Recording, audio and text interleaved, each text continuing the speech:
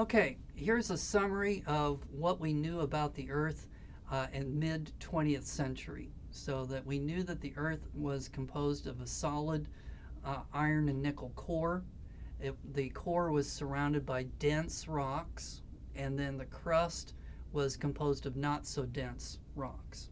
So now what we want to do is use some of the lessons that we learned from earthquakes and seismic waves to explore the inside of the Earth.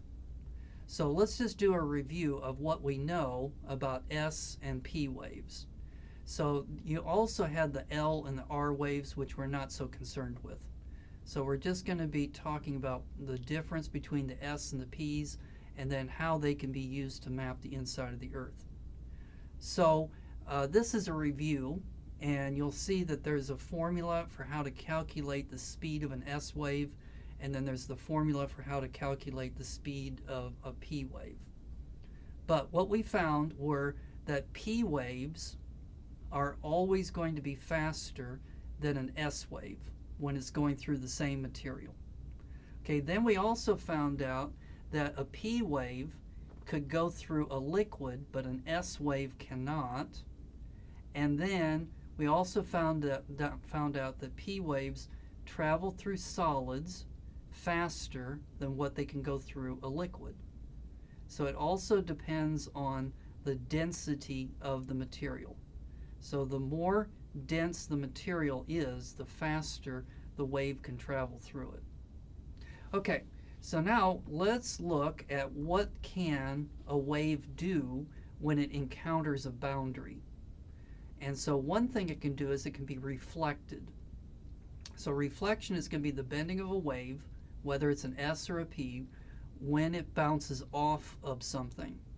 So if you have a surface and then a wave comes in, it's going to bounce off of it like that. That's going to be reflection. And then if you draw a perpendicular and you measure this angle and you compare it to this angle over here, they're going to be the same. Or you could measure this angle and compare it to this angle over here, and it would also be the same. So that's the law of reflection.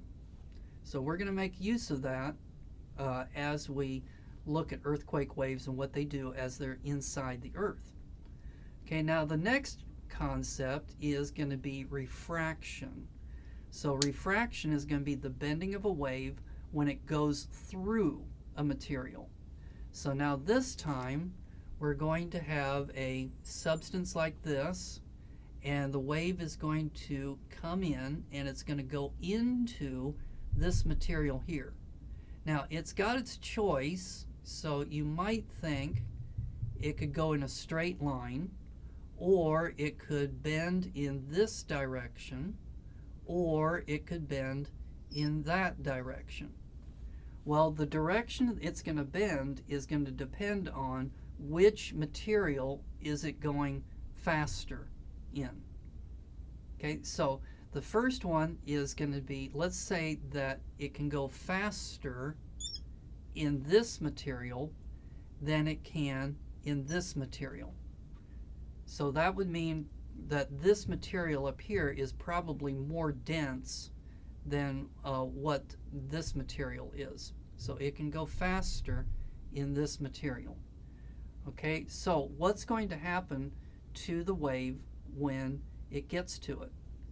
Okay, so it's not going to be this one, because this would be the route that it would take if there was no difference in this material compared to this material. So we know that our answer is not going to be the dotted line. So now we're down to either this one or this one. Now the way to figure this out is to pretend that you've got a car and you've got 4 wheels on the car. So here's the wheels. And we're going to go into a substance in which the tires are going to go slower. Okay, so maybe this is mud down here, and then this is dry grass up here. So the tires are going to go slower because they're going to get stuck in the mud. Now, which of the 4 tires is going to get stuck first? It's going to be this one here, which means that this tire is going to slow down compared to this tire over here. And so what's going to happen is the car's going to pivot. So when it goes into the mud, this tire is going to slow down because it's lower velocity, and then the whole car is going to pivot like that. So this would be the direction that the car would go. So if this was a seismic wave, and the seismic wave could travel faster in this rock compared to this rock, the seismic wave would bend in that direction.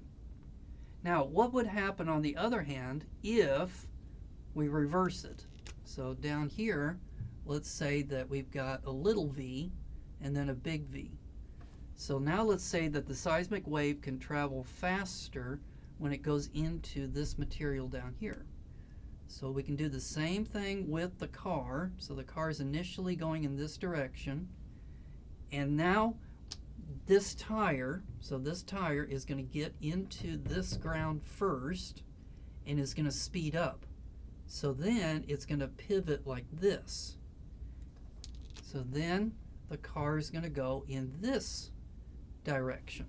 So the direction that the wave is going to go is going to depend on the speed of the wave in one material relative to the other material. And that's what that picture there is trying to show you.